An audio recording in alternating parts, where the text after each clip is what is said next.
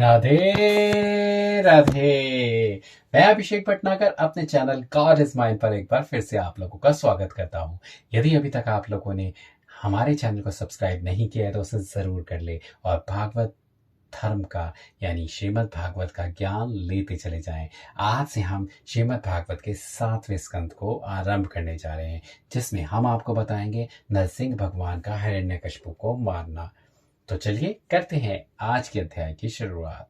लिखो कथा प्रहलाद की, जाकी भक्ति अपार, वाकी रक्षा के लिए भय नर हरि अवतार। पहला अध्याय शुकदेव जी का जय विजय की कथा वर्णन करना। राजा परीक्षित इतनी कथा सुनकर बोले, हे शुकदेव स्वामी, परमेश्वर के निकट दैत्य और देवता बराबर हैं, फिर क्यों नारायण जी देवताओं की सहायता करके दैत्य को मारते हैं? इस बात का मुझे निर्गुण के गुणों में संदेह है, सो छुड़ा दीजिए। जिस तरह किसी के 2 पुत्र हो वह दोनों पर समान प्रीति रखता है, उसी तरह देवता व दैत्य परमेश्वर की इच्छा से उत्पन्न हुए हैं। दोनों एक ही तो समान हैं, किस कारण नारायण जी देवताओं पर दया करते और दैत्यों का वध करते हैं? यह वचन सुनकर सुखदेव जी बोले, हे राजन, तुमने बहुत ही ज्यादा अच्छी बात भगवान जी की भक्ति बढ़ाने के लिए पूछी है। जो कथा मैंने नारद आदि ऋषिवर से सुनी थी वह मैं तुमसे कहता हूँ, सुनो। परमेश्वर निर्गुण रूप को सबसे न्यारा समझना चाहिए, पर उनकी माया से 3 गुण सतोगुण, रजगुण, तमोगुण प्रकट हुए हैं। इसलिए सतोगुण की पारी में देवताओं को बढ़ाकर रजोगुण के समेत दैत्यों का प्रताप अधिक करते हैं। तमोगुण की पारी में मनुष्य का भाग्योदय होता है। सो एक समय राजा युधिष्ठिर ने शिशुपाल की मुक्ति राजसी यज्ञ में देखकर नारद जी से पूछा कि महाराज, जिस शिशुपाल ने श्री कृष्ण जी त्रिलोकीनाथ को इतने दुर्वचन कहे, उसकी जीवा के 100 टुकड़े हो जाना बहुत उचित था, सो उसने मुक्ति पाई। यह बड़े आश्चर्य की बात है। तब नारद जी बोले, हे राजन, परमेश्वर सबको एक सा जानते हैं। सो मनुष्य अपना मन काम, क्रोध, लोभ, मोह व किसी प्रकार से भी उनमें लगाए, वह उन्हीं का रूप इस तरह हो जाता है कि जिस तरह भृंगी कीड़े को देखने से दूसरे कीड़े उसी का रूप हो जाते हैं। देखो, गोपियों ने नारायण जी को अपना पति जानकर प्रीति की, शिशुपाल और रावण आदि ने शत्रु समझा, यदुवंशियों ने भाई बंधु, युधिष्ठिर आदि पांडवों ने ईश्वर जानकर उनमें चित्त लगाया, सो वे सब उनकी कृपा से कृतार्थ हो गए। एक शिशुपाल की मुक्ति होने में क्या संदेह है? शिशुपाल और दंतवक्र तुम्हारी मौसी के बेटे जय विजय नामक द्वारपाल है। ब्राह्मण के शाप से वैकुंठ से गिरकर उन्होंने दैत्य योनि में जन्म पाया था। तीनों जन्म में परमेश्वर से शत्रु भाव रखने के कारण नारायण जी के हाथ से मारे गए। अब तीसरे जन्म में मुक्त हुए हैं। यह सुनकर युधिष्ठिर बोले कि हे मुनिनाथ, वैकुंठ में रहने वालों के शरीर व प्राण संसारी मनुष्य के समान नहीं होते, उनका चैतन्य रूप होता है। वैकुंठवासी पाप नहीं करते, सो उन्होंने बिना अपराध किस वास्ते दैत्य का तनु पाया? हिरण्यकशिपु दैत्य के यहाँ प्रहलाद जैसा परम भक्त क्यों उत्पन्न हुआ, इसका वर्णन कीजिए। नारद मुनि बोले, हे राजन, एक दिन सनकादिक परमेश्वर के दर्शन के वास्ते वैकुंठ में गए। सो जय विजय ने ईश्वर की आज्ञा अनुसार उन्हें भीतर नहीं जाने दिया। 5-5 वर्ष के बालक जानकर उनका अपमान किया।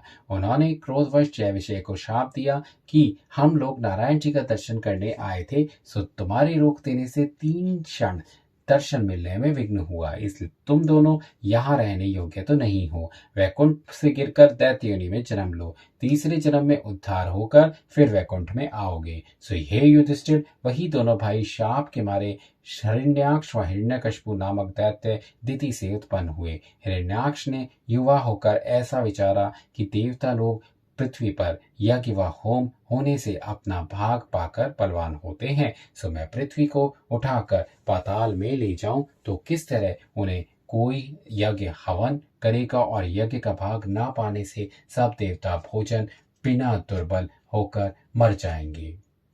जब हिरण्याक्ष ऐसा विचार कर पृथ्वी को पाताल में ले गया, तब नारायण जी ब्रह्मा के विनय करने से वाराह अवतार लेकर पाताल में चले गए और हिरण्याक्ष को मारकर पृथ्वी को लाकर फिर ज्यों का त्यों स्थिर कर दिया। नरसिंह अवतार लेकर प्रहलाद भक्त ने कि प्राण बचाने के लिए हिरण्यकशिपु को मारा। जब वह तनु छोड़कर उन दोनों ने विशर्वा मुनि के यहाँ केसी नाम की स्त्री से जन्म पाया और रावण व कुंभकर्ण कहलाए, तब नारायण जी ने रामचंद्र का अवतार लेकर उनका वध किया। अब उन्होंने क्षत्रिय वर्ण होकर तीसरा जन्म तुम्हारी मौसी के घर लिया। सो उसी के विरोध में शिशुपाल क्रोध रूप होकर परमेश्वर का भजन करता था। अब श्री कृष्ण जी ने सुदर्शन चक्र से मारकर उसे मुक्त किया।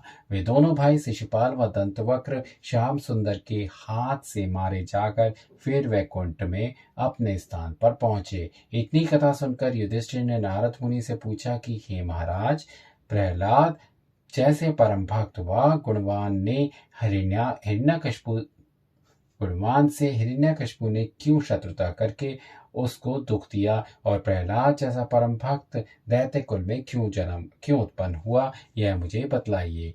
दूसरा अध्याय, नारद जी का हिरण्यकशिपु की कथा कहना। नारद जी युधिष्ठिर की बात सुनकर बोले, हे राजन, जब हिरण्याक्ष दैत्य वाराह जी के हाथ से मारा गया तब हिरण्यकशिपु क्रोधित होकर अपने साथ विप्रचित्ति और शतबाहु आदि दैत्यों से बोला कि तुम लोग मेरा वचन सुनो। देवताओं ने विष्णु भगवान को फुसलाकर मेरे भाई को मरवा डाला। नारायण जी बालकों के समान बड़े अज्ञानी हैं, जो कोई उनकी विनती करता है उसी की सहायता करते हैं। इसलिए मैं अभी हिरण्याक्ष के नाम पर पानी न देकर विष्णु भगवान को त्रिशूल से मारूंगा और उन्हीं के रक्त से अपने भाई को तिलांजलि दूंगा।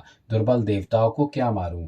जब मैं नारायण जी को, जो सब देवताओं की जड़ है, मार लूंगा, तब सब देवता बिना मारे आप ही मर जाएंगे। इस कारण तुम लोग उस मूल को उखाड़ने का उपाय करो कि जिस जगह ब्राह्मणों व ऋषिवरों को यज्ञ व हवन करते देखो, उनका यज्ञ विध्वंस कर डालो, और जहाँ गौ व ब्राह्मण को पाओ मार डालो। संसार में किसी को जप तप व हरि भजन मत करने दो। यह वचन सुनते ही दैत्य लोग सब जगह ढूंढ ढूंढ कर गौ ब्राह्मण और ऋषिवरों को मारने लगे।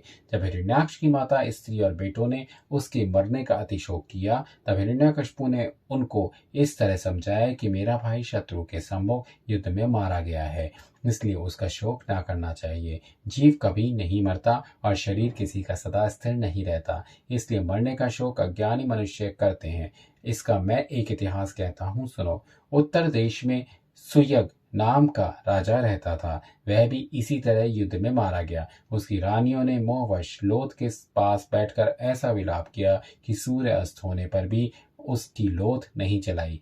तब यमराज 5 वर्ष के बालक बनकर वहां आए और राजा के जाति भाई व रानियों को समझाकर कहा कि बड़े आश्चर्य की बात है जो तुम लोग ज्ञानी होकर इतना खेद करते हो। संसार की गति देखो, जहां से जीव आया था वहां चला जाएगा। तुम लोग भी उसी जगह अवश्य जाओगे। फिर तुम्हारा रोना वृथा है। जिसके वास्ते तुम रोते हो वे शरीर ज्यों का त्यों यहाँ पर पड़ा है, और जो इस काया में बोलने व खाने पीने सामर्थी पुरुष था, उसको तुमने कभी आंख से नहीं देखा। फिर किस कारण शोक करते हो? सब जीवों की रक्षा प्रारब्ध के अधीन समझना चाहिए। देखो, मैं 5 वर्ष का बालक अकेला वन में फिरता हूँ, बिना मृत्यु आए नहीं मरता। मेरे माता पिता ने मुझको छोड़ दिया है, इसलिए मुझको किसी से प्रीति नहीं है। जिसने गर्भ में पालन किया था वही अब भी रक्षा करेगा। जिस तरह वृक्ष लगाने वाला अपने पेड़ों को सींच कर उसकी रक्षा करता है, वृक्ष अपनी रक्षा आप नहीं कर सकता, उसी तरह नारायण जी सब जीवों का पालन करते हैं।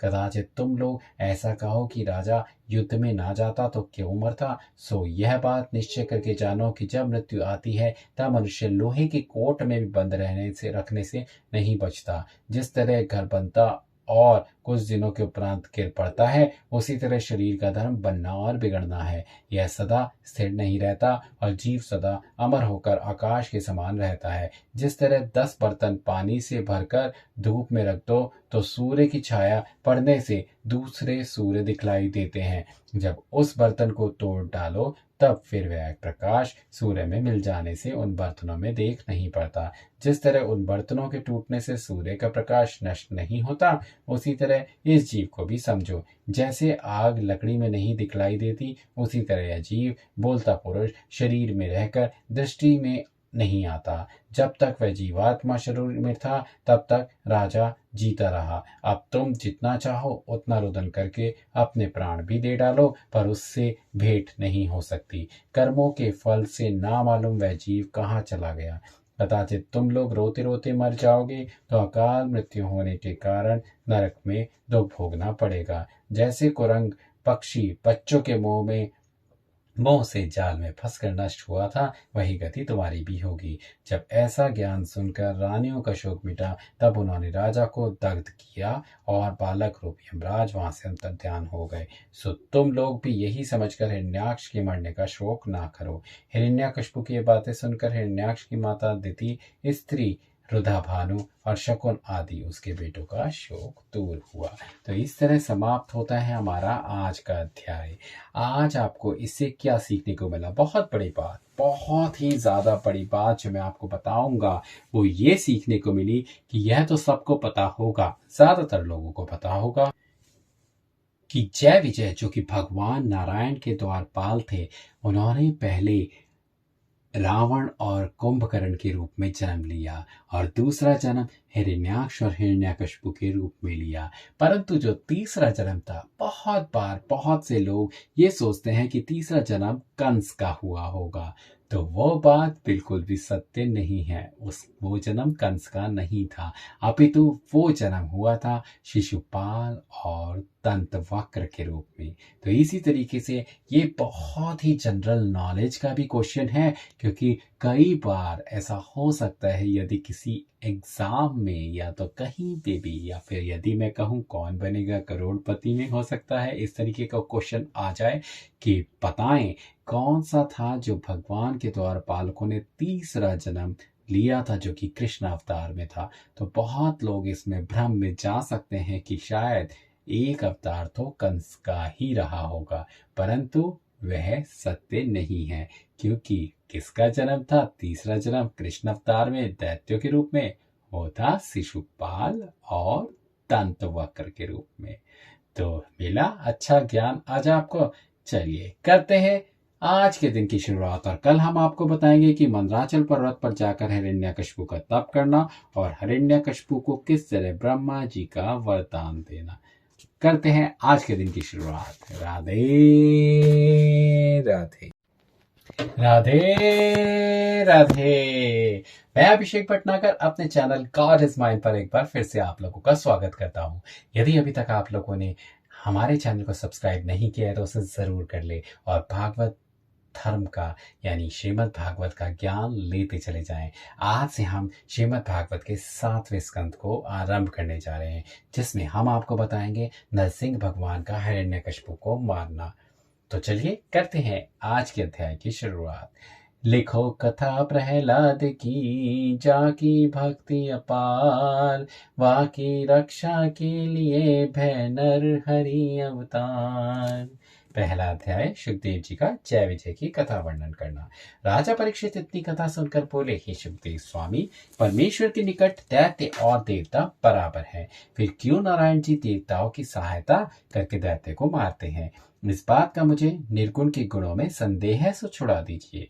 जिस तरह किसी के 2 पुत्र हो वह दोनों पर समान प्रीति रखता है, उसी तरह देवता व दैत्य परमेश्वर की इच्छा से उत्पन्न हुए हैं।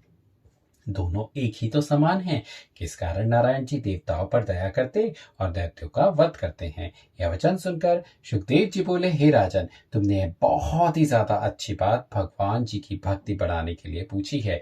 जो कथा मैंने नारद आदि ऋषिवर से सुनी थी वह मैं तुमसे कहता हूँ, सुनो। परमेश्वर निर्गुण रूप को सबसे न्यारा समझना चाहिए, पर उनकी माया से 3 गुण सतोगुण रजगुण तमोगुण प्रकट हुए हैं। इसलिए सतोगुण की पारी में देवताओं को बढ़ाकर रजोगुण के समेत दैत्यों का प्रताप अधिक करते हैं।